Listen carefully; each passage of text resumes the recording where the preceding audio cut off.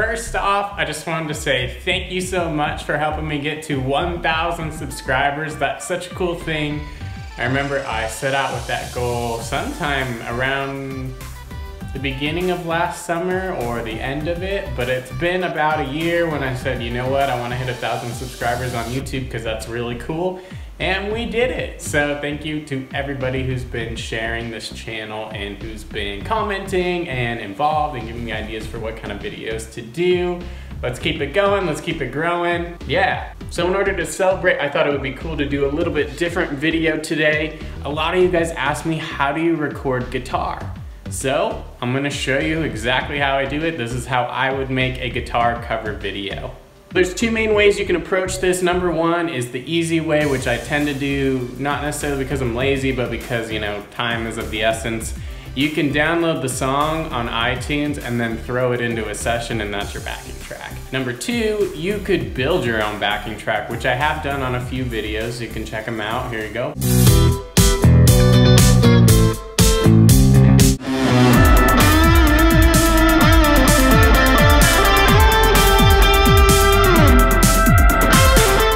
See, there's a little bit different kind of vibe. Obviously, depending on how much time and effort you want to put into your own backing track, it's going to sound like the record or it's going to sound kind of like the record. You will never have vocals unless you find a way to rip the vocal stem, which is cool, but you do that, YouTube's going to flag your video anyway, so what's the point? You might want to check in that YouTube Creator Studio just to make sure that your video won't get flagged. Flagged in the sense that they take it down, not flagged and like, you have copyright. Ooh. You know? All right, so first things first, you're probably gonna wanna get onto your DAW, whatever you're gonna use. I use Logic, as you can see right here, and then you're gonna drag in the MP3, and then you're just gonna wanna set it. So you can either go to songbpm.com, type in the title of the song, and it'll tell you what the BPM is, or you could run a BPM analyzer in Logic, or whatever DAW you're using. Here, this is where you would go. You'd click, you know, in the plugins, you'd go down to metering and BPM counter and it should give you it. So for this example, we're gonna do You Found Me, which I just did. If you haven't seen that yet, go watch it. Here it is. Yeah, so you're just gonna wanna drag it in so the transients line up with the beat, because I like to record to a click. That helps me play better. Here it is.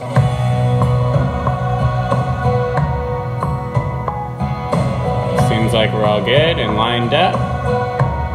Yeah, all right, let's go set up the amp. So the second step is you're gonna wanna mic up your amp. I just use an SM57. I keep it simple, let me go grab it. All right, here's the stuff you need. XLR cable and an SM57, or really any kind of amp, you can make it work. If you're wondering, this is a Megami silver cable. Megami cables, I use them for my guitar, made sense to use it for an XLR. Plug it in, great. I already have my my microphone stand set where I like it. I like to put my mic in the center of the cone. I want the full sound of the speaker. I don't want to take any of the edge off. If your amp is super bright, you might want to experiment placing it either off center, so they call this off axis. You can point it this way, up, down. All these things are usual techniques. For me, I like the way it sounds, so I'm just going to put it straight in the middle. Boom. All right, so I'm going to assume that you know what you do next, where you hit record on your DAW and you do it as many times as it takes to get it right while you were filming, hopefully. This is our guitar take, raw. Yeah, I don't have anything on it yet. Here we go. You can just take a listen.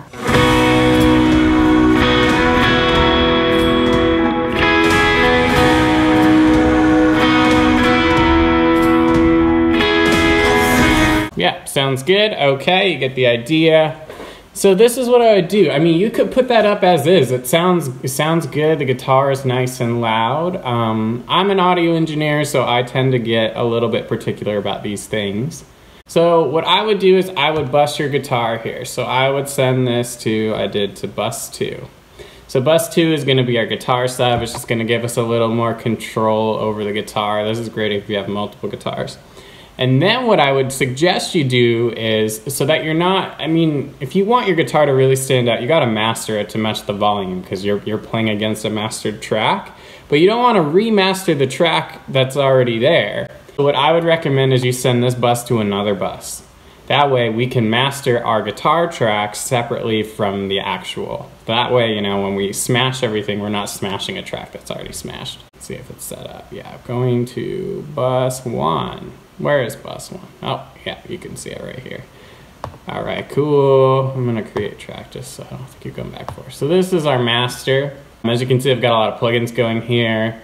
It's an NLS bus. We'll go through it really quick. This is just kind of like console simulation. I like the mic preset as is. It sounds pretty good, adds a little bit of grit. And this is just a really basic EQ to maybe clean it up, tighten it up a bit. I like this SSL comp.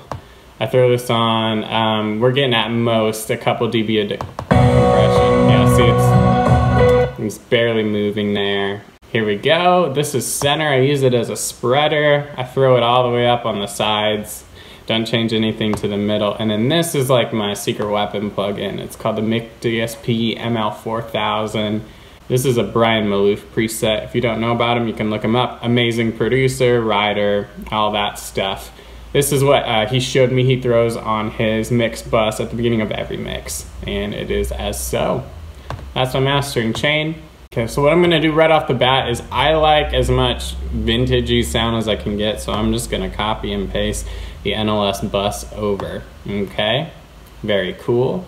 And then I know for me, I'm gonna do this on pretty much every guitar, so I'm just gonna go ahead and put it in here. We're gonna go down here. I'm gonna do the SSL channel. I love this plugin. I'm gonna go in here to the CLA 76. I like this plugin a lot. All right, and I'm gonna tell you right now, right off the bat, I'm not above presets, so I'm gonna go in here and start with guitar. Cool, and I'm gonna turn this off. This adds weird hum. It's to make it sound more like a real 1176, because all this analog gear, if you didn't know, makes a ton of noise. It just sounds like hiss, hiss, hiss, hiss, hiss, which isn't necessarily bad. Nowadays, we're not used to it because everything is so pristine, so I usually turn it off. And then also, I've made a preset because I've figured out what tends to happen on my amp. So it's right here, MX11. Okay, but we're gonna adjust because you know we're not that preset-y. So here, why don't we give it a shot? Okay,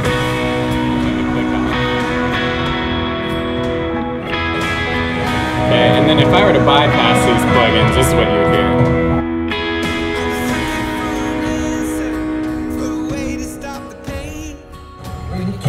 Wait for it to come. Here it is again. See, a little bit darker. So let's go one by one. Alright, here's the SSL. Cool. I'm gonna take out more of that bottom. Yeah, I don't need all that. Maybe... yeah, maybe even up in here, like 150. This sounds fine. There's nothing above 10K really that I want. What's this sound like? Okay, that's real honky. So that's cool where it is. I maybe want a little more top end grit. Yeah, that sounds cool. Maybe something like that. Now our guitar is really popping out against the track. Cool. Let's take a look at our compression. Okay, we want more than that. Yeah. I don't want to add gain for my compression. I just want to compress. So let's check our meter. Okay, we're adding a little bit, but I don't mind. Here we go. Yeah. That sounds good. Sounding nice and tight to me. Popping. I mean, we're also significantly louder than in the track right now. So yeah, that's probably what I would do EQ-wise. Now here's another trick you can do for your covers that I think sounds really cool. I'm gonna bus. We're gonna do some effects post because it sounds cool. All right. Here we go. Auxiliary 4 is a Space Designer. I threw the vintage gear haul on it. I think it sounds pretty cool. And then over here, I have bus 5, which is a stereo delay. All right, and I just did a preset, basic stereo lo-fi. Once again, not above that. It's just cool, it adds a little bit of grit. I didn't add a ton of repeats, you know, the feedback's medium. All right, and let's start. Why don't we start adding from here? Because okay,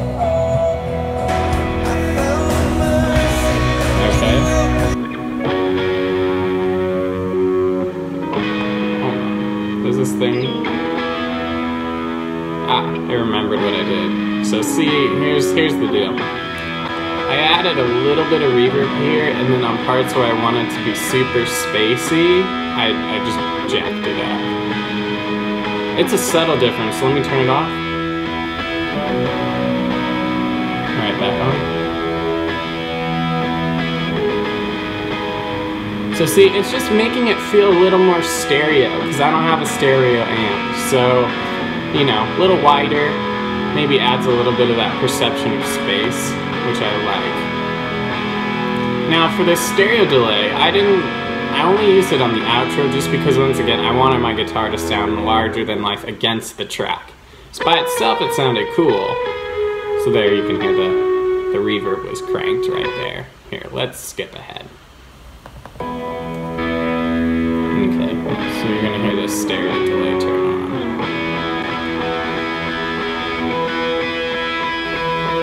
You can kind of hear it spreading out a little bit. Subtle effect again. If I take it off, see how that image is much more centered? Now we have a little more width. Yeah. Sounding good. The only other thing I might do is do a little bit. Yeah, why don't we do this? I don't do this every time, but it might work. So over here, I'm gonna go ahead and add an EQ. I'm gonna use the stock Logic EQ because that's fine. All right, and we're just gonna tighten up again. So let's go over here. I don't know. Cool. Once again, I don't need any of this low end. I'm gonna cut it to like 100. I'm gonna be aggressive. I'm gonna pull some of that top down. And then right here, this low end, I want it to go to 250. It sounds nice and rich, but we don't need a ton of it. I'm just gonna be a narrow Q here. Yeah. Just a little tightening, see that?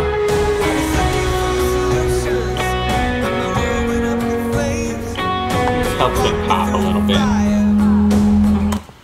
Yeah, and that's gonna do it. That's what I would do to make a guitar cover on the recording audio side. All that's left to do is you gotta sync your audio once you bounce it down to your video file, and that's super easy. You just kind of line it up with that first hit, and then you turn the audio off on the video and just use your recorded audio, and you should have a great sounding cover. That's gonna wrap it up for today. If you have any further questions, leave them below. You can DM me on Instagram @JustinMuncy.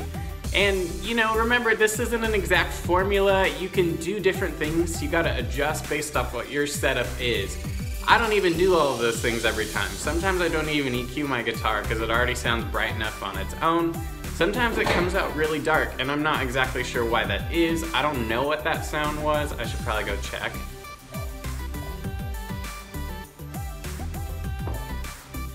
'Twas nothing. 'Twas nothing. Thankfully, that was not the sound of one of my precious guitars falling to their death. Every time I hear something fall in my house, I'm always worried that it's gonna be that. I don't know if any of you guys have that. It's kind of a rational fear, I would say. Anyway, if you enjoyed this video and you're not already subscribed to my channel, I would love it if you hit the subscribe button below. You can leave a comment, a like, share it with a friend, and I will catch you next time. Bye.